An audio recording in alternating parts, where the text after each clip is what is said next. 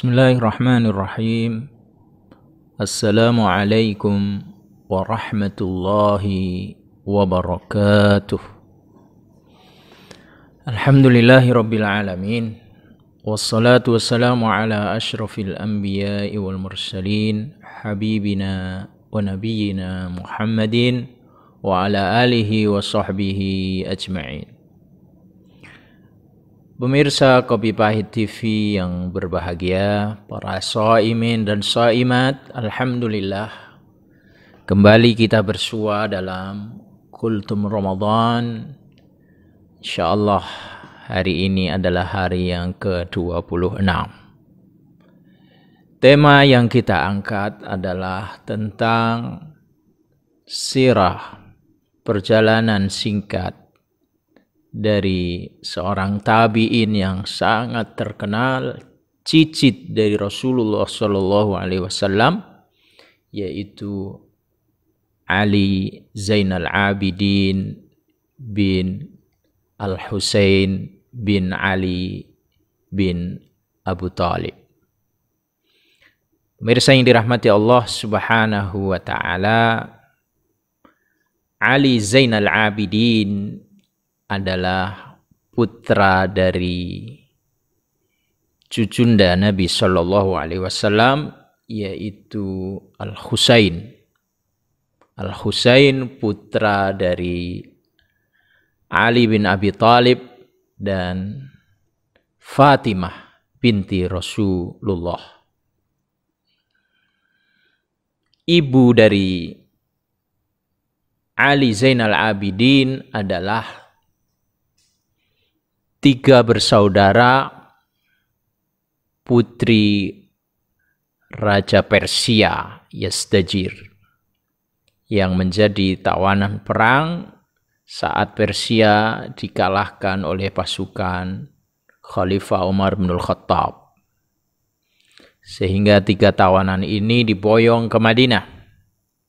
Dan kemudian tiga tawanan gadis-gadis cantik ini dinikahi pertama oleh putra Abu Bakar, Muhammad bin Abu Bakar, dan melahirkan tabi'in yang sangat terkenal, Al-Qasim bin Muhammad, dan yang kedua dinikahi oleh Abdullah ibnu Umar, putra Umar bin Khattab, yang kemudian melahirkan tabi'in ternama juga, yaitu Salim bin Abdullah, dan yang ketiga dinikahi oleh cucunda Nabi Al-Husain dan melahirkan tabi'in yang kita kaji hari ini, yaitu Ali Zainal Abidin. Nama aslinya adalah Ali.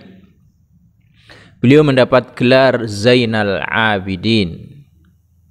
Zainal Abidin artinya adalah hiasan para ahli ibadah.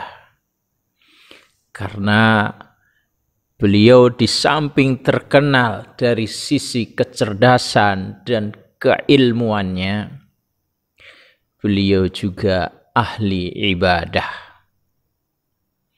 Beliau sangat takut pada Allah. Beliau sangat khusyuk ketika beribadah kepada Allah. Beliau sangat-sangat tadarru' di hadapan Allah Subhanahu wa Ta'ala, khususnya ketika berdoa. Dikisahkan bahwa setiap selesai wudu, Ali Zainal Abidin ini wajahnya kelihatan pucat, penuh dengan rasa takut. Dan ketika beliau ditanya, "Wahai Ali, mengapa setiap engkau selesai wudu, wajahmu selalu pucat dan ketakutan seperti itu?"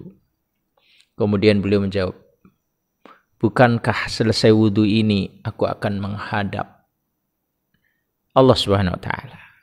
Bukankah aku selesai wudu ini akan berbicara dengan Allah Subhanahu wa Ta'ala?"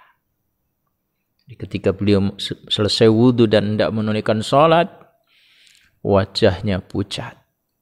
Karena apa? Karena hendak menghadap Allah, karena hendak berbicara dengan Allah Subhanahu wa Ta'ala. Sungguh ketakwaan yang sangat tinggi sekali. Makanya beliau dijuluki dengan Zainal Abidin. Beliau juga dijuluki dengan As-Sajjad, ahli sujud, karena panjangnya sujud beliau.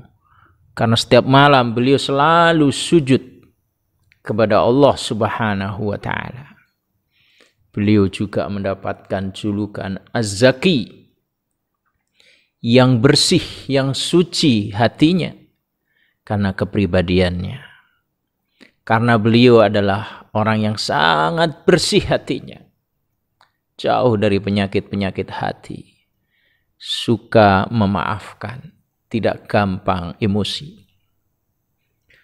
Pemirsa yang dirahmati Allah Subhanahu wa ta'ala, suatu hari beliau ribut.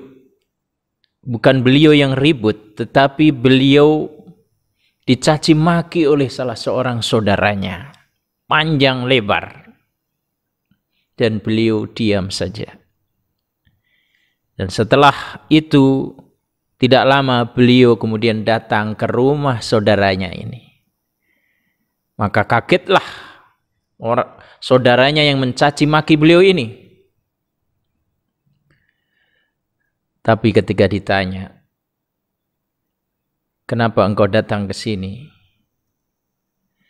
Beliau menyampaikan bahwa aku memohon kepada Allah Subhanahu wa ta'ala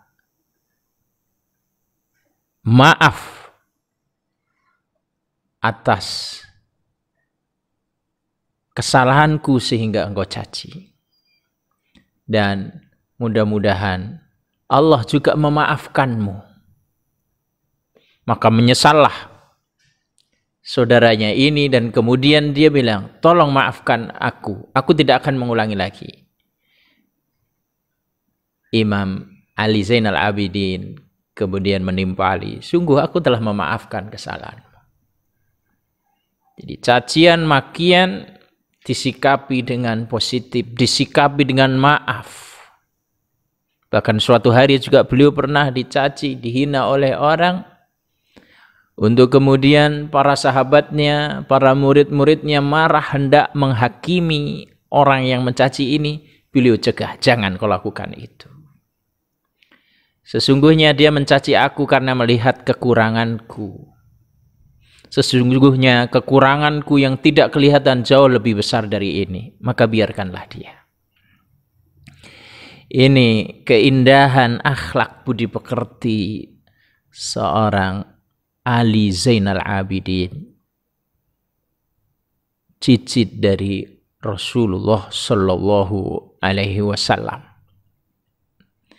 Mirsa yang dirahmati Allah Subhanahu wa ta'ala, sahabat beliau, seorang tabi'in ternama, Tawus bin Kaisan, juga pernah meriwayatkan bahwa suatu hari ketika Ali bin Al-Husain atau Ali Zainal Abidin ini sedang duduk tersimpuh di depan Ka'bah berdoa, dan doanya sungguh luar biasa khusyuknya, penuh dengan tadarru', merendahkan diri di hadapan Allah, sesenggukan, menangis seolah-olah dia seperti orang yang sedang tenggelam.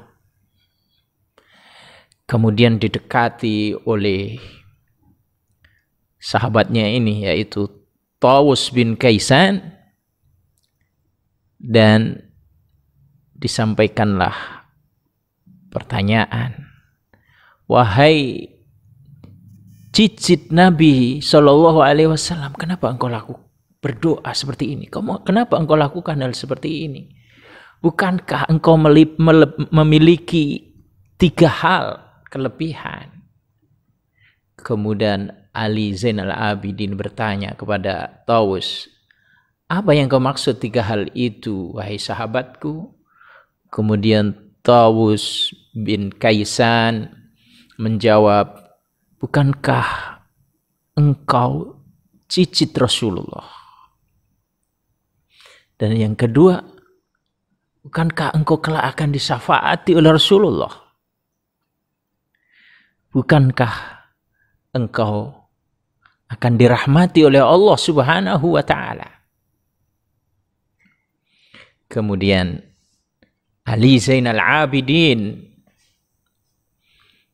menjawab, wahai Tawus bin Kaisan, wahai sahabatku, terkait dengan syafaat Rasulullah sallallahu alaihi wasallam, bukankah Allah Subhanahu wa ta'ala telah berfirman dalam surat Al-Anbiya ayat 28, ya'lamu ma baina aydihim wa ma khalfahum wa la yashfa'una illa liman irtada wa hum min khasyatihi mushfiqun.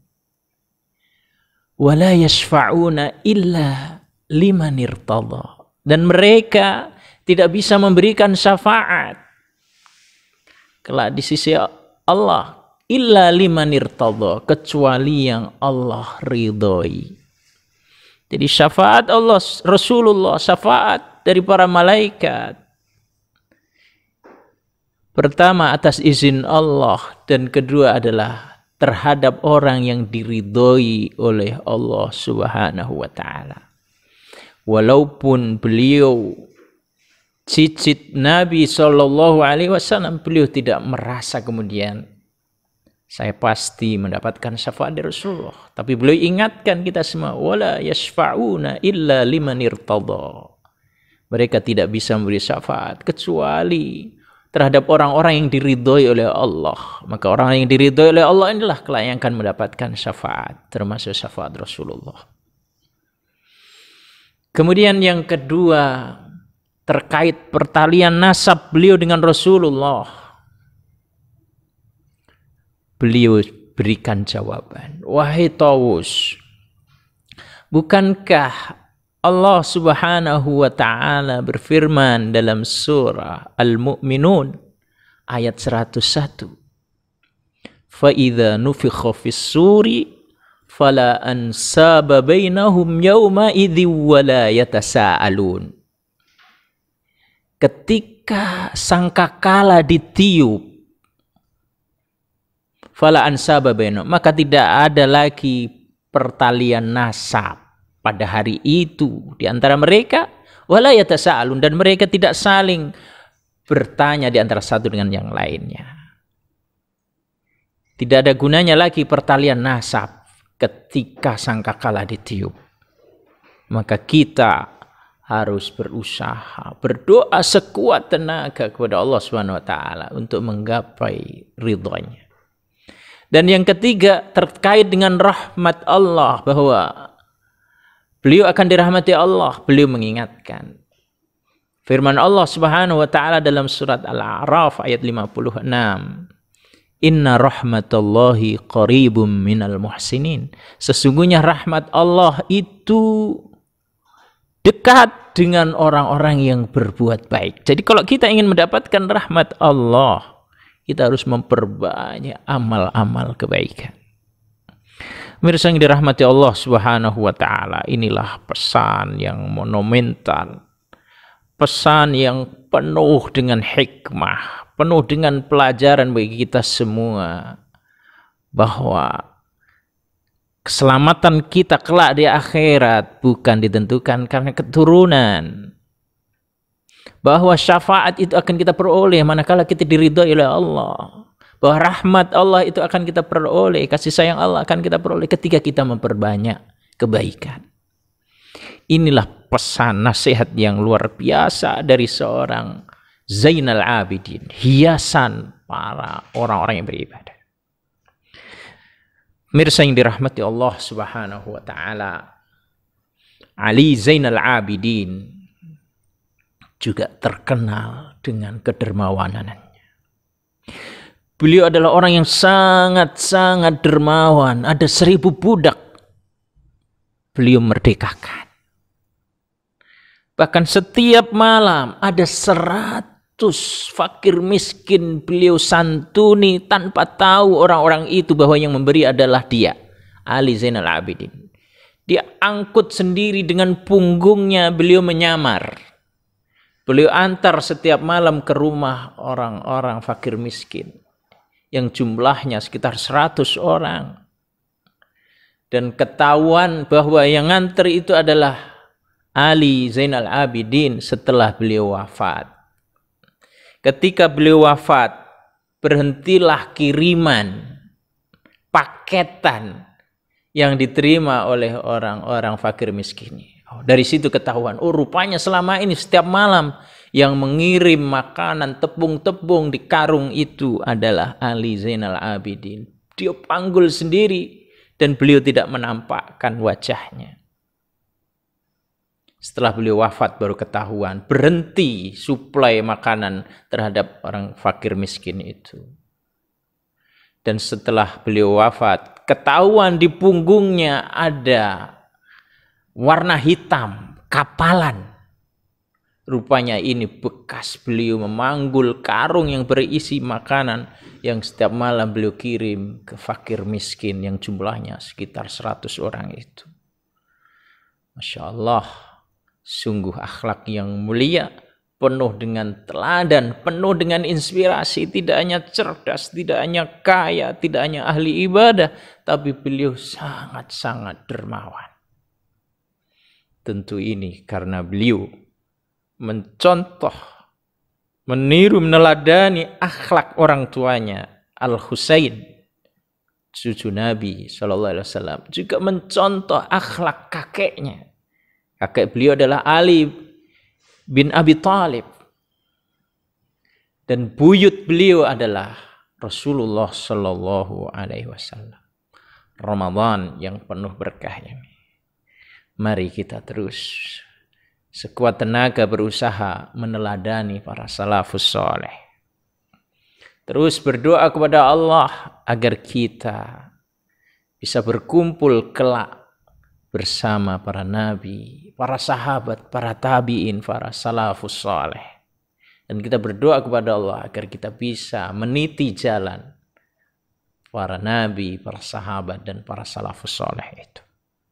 Amin ya rabbal alamin. Demikian pemirsa yang dirahmati Allah, kisah kita pada kesempatan hari ini. Mohon maaf atas segala kekurangan khilafan. Terima kasih atas perhatiannya. Subhanakallahumma bihamdik, asyhadu an la ilaha illa anta, astaghfiruka wa atubu ilaik. Allahumma shalli ala sayyidina Muhammad wa ala ali sayyidina Muhammad. Assalamualaikum warahmatullahi wabarakatuh.